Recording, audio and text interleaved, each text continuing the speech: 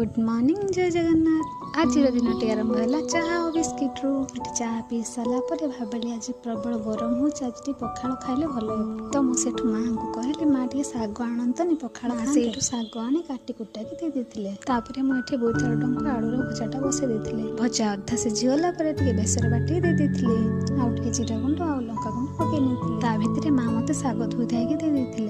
सतरे पखाड़ सहित शाग टे जदि हो जाए ना ताले पखाड़ स्वाद दुई गुण बढ़ी जाए। आठ शाग बसई देकी ता भितर मुझे बैगन टमाटो पोड़ी देती। पखाड़ सहित शाग पोड़ा दला टे ना केमती हम जे मोर शाग हो सारापर समस्त खाया देकी मुझे खाई पखाड़ तो मोर बहुत पसंद। खाली मोर कहीं प्राय समस्त को भल लगे कहीं आम ओडिया आम पखाड़ भारी बढ़िया।